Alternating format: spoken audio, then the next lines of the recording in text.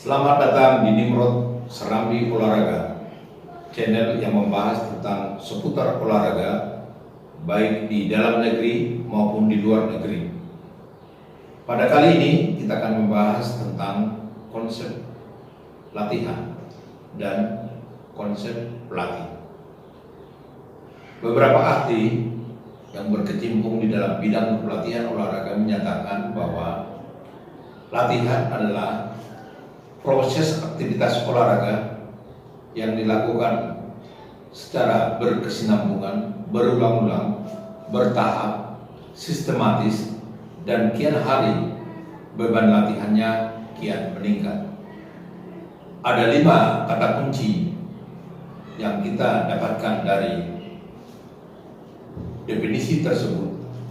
Kata kunci pertama yaitu proses. Ketika bercerita tentang proses, berarti di dalamnya ada perencanaan, ada aplikasi, dan ada evaluasi. Ketika bercerita tentang berulang-ulang, berarti suatu latihan itu tidak dilakukan hanya sekali saja, dia dilakukan secara berulang-ulang. Kemudian kata kunci berikutnya adalah bahwa latihan itu adalah sistematis. Pengertian daripada sistematis dalam latihan ini adalah bahwa latihan tersebut dilakukan dari urutan dari yang paling rendah yang paling tinggi, dilakukan pada aktivitas yang ringan ke yang berat, atau aktivitas yang sederhana ke yang kompleks. Kemudian ada kata kunci lagi bahwa latihan tersebut dilakukan dalam waktu yang lama. Ambil contoh, seorang pemain sepak bola yang golden age atau usia emasnya itu ada pada usia 25-26 tahun, dan mungkin pemain tersebut sudah memulai latihan pada usia 10 tahun, maka waktu yang ditempuh yang dijalani selama berkecimpung di dalam bidang sepak bola hampir 15 atau 16 tahun. Jadi tidak sebentar, tidak seperti membalik tangan. Itu yang disebut dengan waktu yang lama. Kemudian ada lagi kata kunci bahwa beban latihan tersebut kian hari kian bertambah. Artinya beban latihan pada saat kita melakukan latihan olahraga yang untuk menuju prestasi, bahwa latihan tersebut bebannya ada yang intensitasnya yang semakin meningkat atau disesuaikan dengan kebutuhan di lapangan, atau ada juga volume atau jumlah latihan itu bisa makin lama makin besar. Di dalam bercerita masalah pembebanan, ada 3 hal yang penting yang harus kita pahami di sini. Yang pertama adalah intensitas, volume, dan recovery. Intensitas adalah berat ringannya suatu latihan dilakukan. Volume itu bercerita tentang sedikit banyaknya suatu latihan itu dikerjakan. Atau tentang recovery, yaitu lama singkatnya seseorang itu menjalani istirahat. Jadi 3 hal, intensitas, volume, dan recovery, itu mempunyai jalinan yang erat. Jika intensitas itu tinggi, maka volumenya sedikit, istirahatnya, recovery-nya lama. Jika intensitasnya itu rendah, maka volumenya bisa banyak atau besar, istirahatnya sebentar. Itu yang menjadi ikatan daripada ketiga hal tersebut, yaitu intensitas, volume, dan recovery. Nah, itulah yang menjadi konsep latihan yang disampaikan tadi. Berikutnya, di dalam latihan ini kita lebih mengenalkan istilah pelatih dan atlet. Pelatih dan atlet. Jadi atlet atau olahragawan adalah seseorang yang mengapakan dirinya, yang memperkerjakan dirinya untuk menggeluti suatu olahraga prestasi di dalam kehidupannya. Dan seorang pelatih biasanya bekerja sama dengan seorang atlet.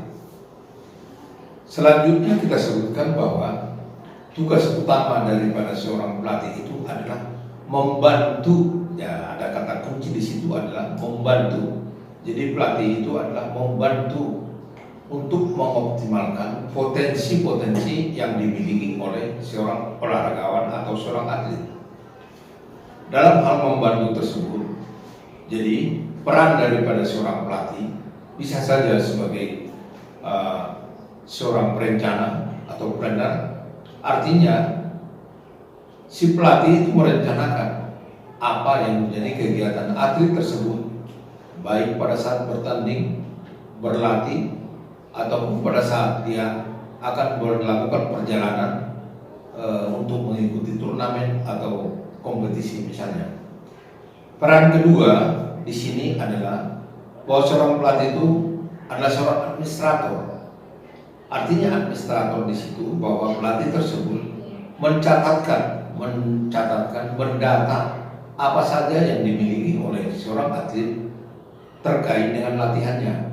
Bisa hasil latihan dicatat atau data pribadi misalnya katakanlah berat badan, tinggi badan, kemampuannya apa, keistimewaannya apa, atau hal-hal lain yang berkenaan dengan atlet tersebut.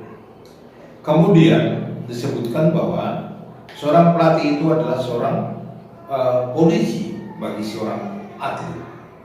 Pengertian polisi di sini bukan berarti dia menangkap, bukan, tapi tujuannya adalah untuk mendisiplinkan seorang atlet supaya dia misalnya dalam latihan disiplin, dalam kehidupan sehari-hari itu disiplin, di dalam menjalankan kegiatan-kegiatan lain pun dia disiplin. Kemudian disebutkan bahwa seorang pelatih itu adalah seorang instruktur. Jadi ketika seorang atlet mau melaksanakan latihan, terutama itu latihan-latihan teknik yang berkaitan dengan teknik misalnya, seorang pelatih harus mampu menjadi instruktur, artinya harus mampu mendemonstrasikan teknik-teknik yang akan dikerjakan oleh seorang atlet. Harus bisa seorang pelatih itu untuk membandingkan perlakuan katakanlah dengan model-model atlet dunia atau berupa video-video atau kamera atau postcard lain. Nah, itu dia sebagai seorang yang disebut dalam pekerjaan seorang pelatih. Kemudian berikutnya kalau kita melihat pelatih ini mempunyai tipologi atau karakteristik di dalam berhadapan dengan seorang atlet. Karakteristik ini atau ciri-cirinya itu ada 3 bagian yang kita sebutkan. Yang pertama, seorang pelatih itu adalah bersikap atau karakternya diktator. Yang kedua, bisa disebut dia sebagai seorang yang demokrasi. Yang ketiga, ada itu yang asal-asalan. Kalau bercerita masalah pelatih yang diktator misalnya, bahwa segala sesuatunya itu harus tergantung kepada pelatih. Jadi coach center, ya. Jadi orientasinya kepada pelatih.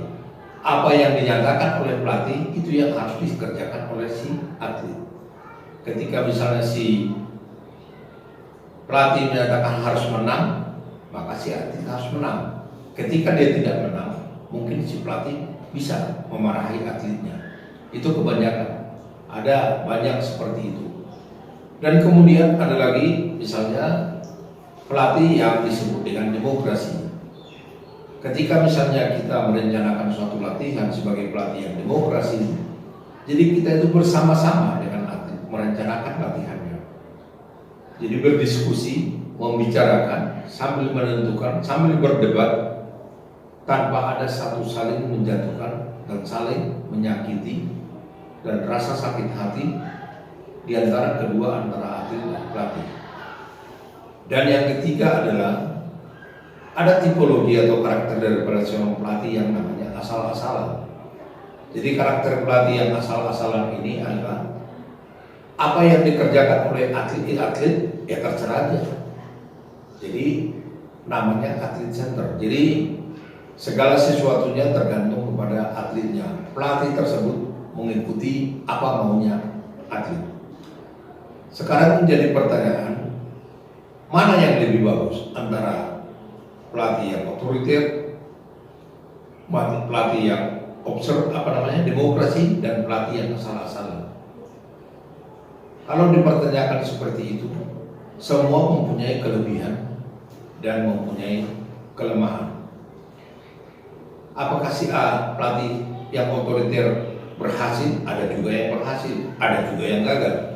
Apakah yang demokrasi yang berhasil dan gagal? Ada juga yang gagal, ada yang berhasil. Begitu juga yang asal-asalan.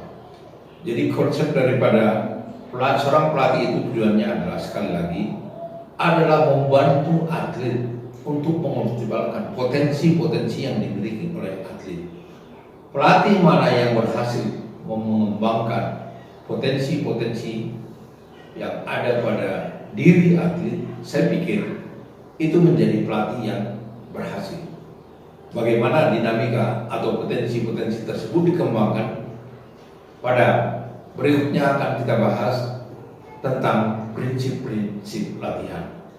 Sebelum kita sampai ke sana, jangan lupa like, komen, subscribe, dan bagikan kepada teman-teman yang lain.